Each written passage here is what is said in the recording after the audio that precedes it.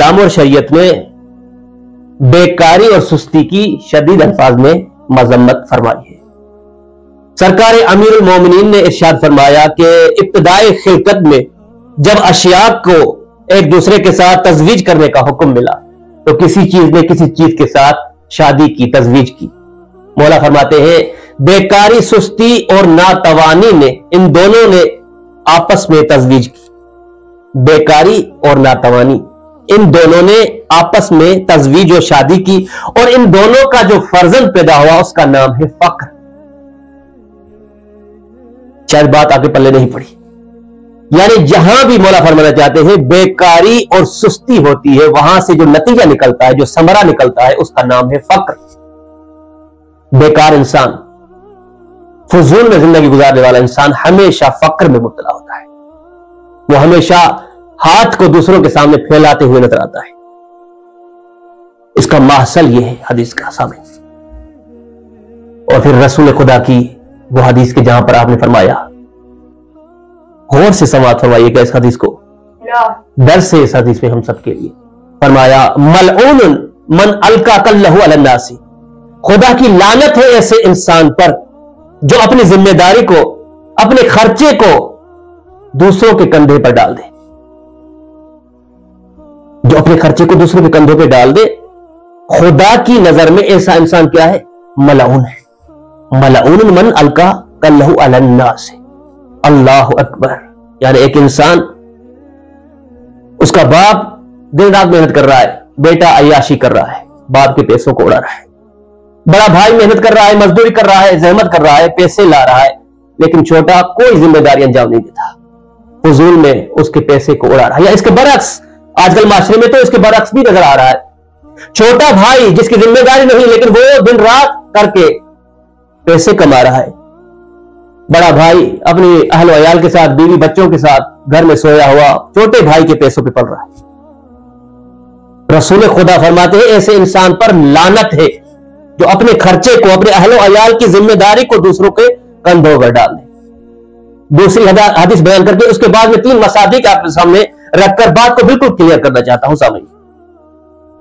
यहां पर सरकार दो जाने फरमाया कि लानत हो ऐसे इंसान पर, खुदा की नजर में वो मलऊन है जो अपनी जिम्मेदारी दूसरों के कंधों पर डालते। दूसरे मकाम पर सरकार दो जहान ने अजीब अंदाज से इरशाद फरमाया कि कफा बिल मरई इस्मन अन युज़य्या मन याउल, इंसान के गुनहगार होने के लिए यही काफी है कि वो उन अफराद की जिम्मेदारी को पूरा ना करे जिनकी जिम्मेदारी खुदा ने उसके कंधों पर रखी। बीवी बच्चे, अहलो अयाल, जिनका नान नफका, जिनकी जिंदगी के, रोजमर्रा की जिंदगी के अखराजात जो खुदा ने उसके कंधों पर रखे हैं, वाजिब करार दिए हैं, अगर वो सुस्ती और तंबली करते हुए उन वाजिबात पर, उन वाजिब नफके को पूरा ना करे, यानी ऐसा इंसान अगर कोई गुनाह ना भी करे तब भी खुदा की निगाह में ये शख्स गुनहगार है। एक इंसान के गुनहगार होने के लिए यही काफी है कि वो अपनी जिम्मेदारी से फरार करे। ये 2 अहादीस आपने समाअत फरमा दी। अब मैं 2-3 मसादिक बयान करके बात को बिल्कुल वाज़ेह करना चाहता हूं, आपके नजदीक होकर गुफ्तगू करना चाहता हूं। और वो ये कि एक सहाबी आता है रसूल पाक की खिदमत में। वो सहाबी आकर किसी शख्स की तारीफ करना शुरू करता है कि या रसूल अल्लाह, फलां शख्स निहायत परहेजगार, मुत्तकी, अमानतदार, सच्चा इंसान। जब तारीफें हद से बढ़ने लगी ना सामईन, तो पता है रसूल पाक ने पलटकर उस शख्स से क्या कहा? उस सहाबी से कहा कि साहबी मुझे बता, जिसकी तू तारीफें कर रहा है मेरे सामने, वो शख्स काम क्या करता है, उसका शुगल, उसका पेशा क्या है? तो उस सहाबी ने पलटकर कहा, या रसूल अल्लाह, वो शख्स बेकार है, कोई काम नहीं करता।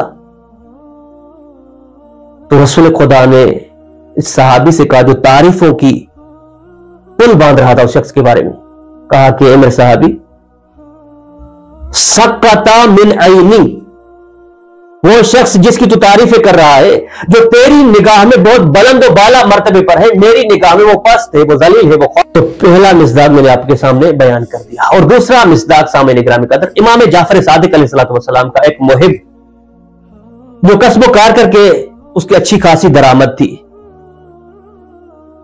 काफी अरसे से इमाम की मुलाकात को वो शख्स नहीं आया। अब ये रसूल खुदा से लेकर अहल बैत अलैहिस्सलाम की सीरत और सुन्नत रही है कि अगर उनके चाहने वालों में से, मुहिब्बों में से जो लोग उनसे मिलने आते थे, अगर कुछ अरसे तक वो ना आए तो ये उनकी सुन्नत रही है कि आप उस शख्स के बारे में पूछा करते थे कि काफी दिन हो गए, वो शख्स हमारी ज़ियारत को क्यों नहीं आया, हमसे मुलाकात करने क्यों नहीं आया। आप जानते हैं मशहूर वो वाकया कि रसूल खुदा को अजियत देने वाली वो मुशरिका औरत मक्के की, जो रसूल खुदा जब जहां से गुजरते थे उस गली में पैगंबर के सामने कचरा फेंकती थी, कांटे फेंकती थी, अजियत करती थी तरह तरह की।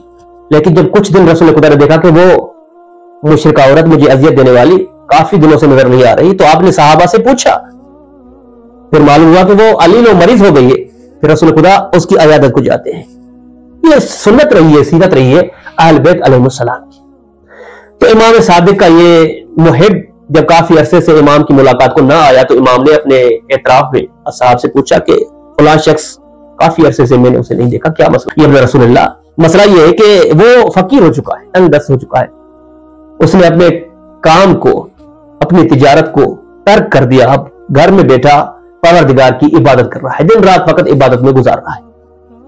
इमाम सादिक ने ताज्जुब करते हुए हैरत से कहा कि उसने काम को छोड़कर इबादत को अख्तियार कर लिया है, फिर उसका खर्चा, उसकी जिंदगी कैसे चल रही है।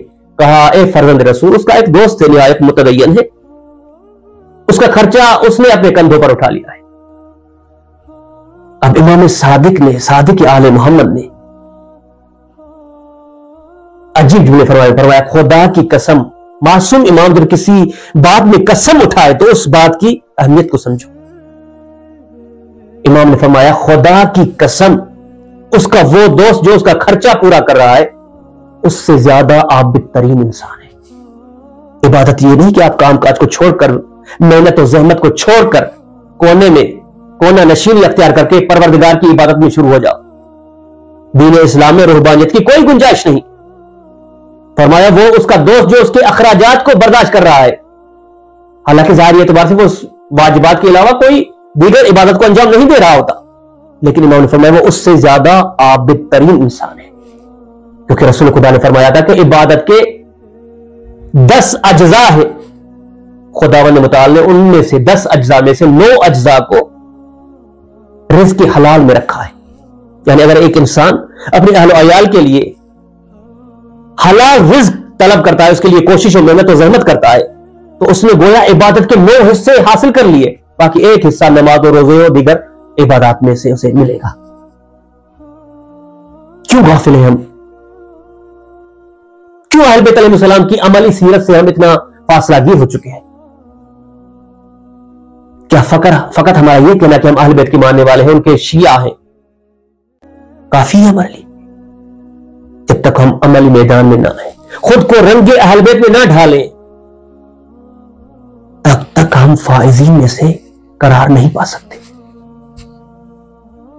रसूल खुदा गुजर रहे हैं आपके साथ, अब आपके असहाब भी मौजूद हैं।